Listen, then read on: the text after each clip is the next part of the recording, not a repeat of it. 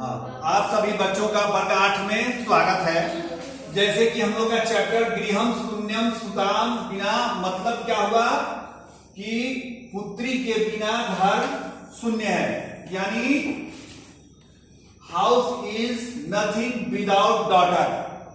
मतलब है कि पुत्री के बिना घर कुछ नहीं है। शून्य का मतलब जीरो। तो इस चैप्टर को पढ़ते हुए हम लोग 2 अनुच्छेद 2 दिनों में पढ़ चुके हैं। पूर्व प्रसंग के रूप में मैं आपको याद दिला दूं कि वहां डॉक्टर के पास जाने के क्रम में माला को उसकी ननद अर्थात शालिनी से बात होती है, और फिर जब वाकया जान जाती है तो वो मना करती है कि अब हम लोग चिकित्सक क्या नहीं चलेंगे, लौटो घर चलते हैं। और यहाँ आकर सभी लोग आपस में शाम के समय में, जबकि भाई देवी माता की पूजा कर चुका है और चाय के टेबल पर सभी लोग बैठे हुए हैं, यहां तक हम लोगों ने कल पढ़ लिया। अब आगे देखते हैं। सबसे पहले राकेश का ही डायलॉग आता है।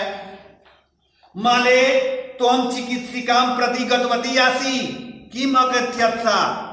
राकेश ने बोला, अरे माला, तुम डॉक्टरनी के पास गई थी, क्या कहा उसने? माला मौनम आश्रयति, यानी अब ये दृश्य उपलब्ध है। माला मौन रहती है, मतलब कुछ नहीं बोलती है। तदैव क्रीडंती त्रिवर्षीय पुत्रिका अंबिका पीतु क्रोडे उपविशति। उसी समय 3 वर्ष की लड़की, मतलब 3 वर्षीय लड़की खेलती हुई मां के और पिता के गोद में बैठती है। तस्मात् चाकले हम च याचते, और उनसे चॉकलेट की मांग करती है।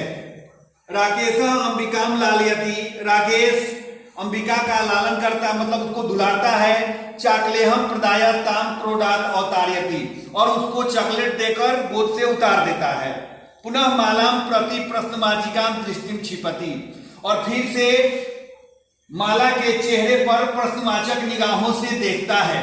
शालिनी एतत् सर्वम दृष्ट्वा उत्तरम ददाति, शालिनी एतत्, यह सब कुछ देखकर उत्तर देती है। यानी ये आपने सीन सेटिंग देख लिया कि वहां पर क्या हो रहा है।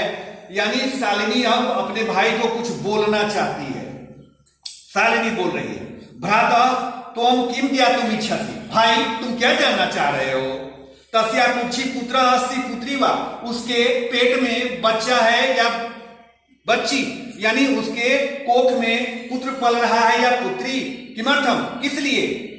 सन्मासानंतरम सर्वम स्पष्टम भविष्यति, 6 महीने में सब कुछ पता चल जाएगा।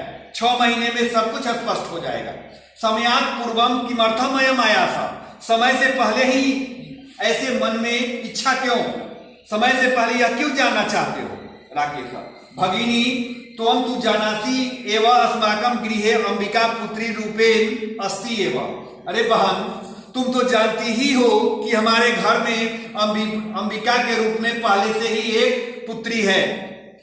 अधुना एकस्य पुत्रस्य आवश्यकता अस्ति तर्हि, अभी एक पुत्र की आवश्यकता है, तो शालिनी।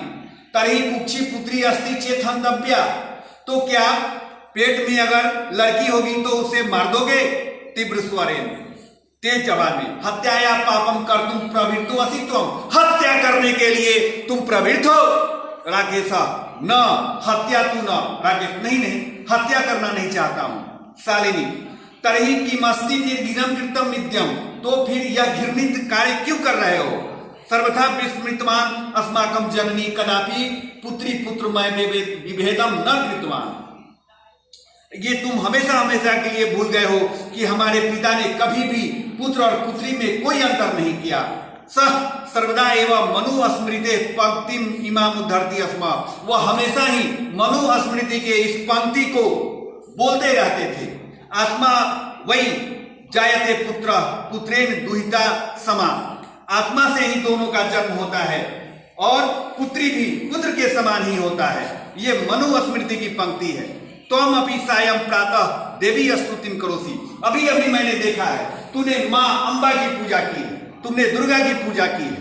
किमर्थम सृष्टे उत्पादिन्या शक्तया तिरस्कारम करोसि, क्यों इस संसार के उत्पादिका यानी संसार की सृष्टि करने वाली शक्ति का तिरस्कार कर रहे हो? त्वम मनसी यम कुत्सिता वृत्ति आगता, तुम्हारे मन में यह कैसी बुरी बुद्धि आ गई है। इदम चिंतयित्वा एव अहम कुंठिता अस्मि, यह जानकर ही मैं कुंठित हूं, दुखी हूं। तो शिक्षा वृथा, तुम्हारी शिक्षा व्यर्थ हो गई है। धन्यवाद। अब हम लोग कल पढ़ेंगे।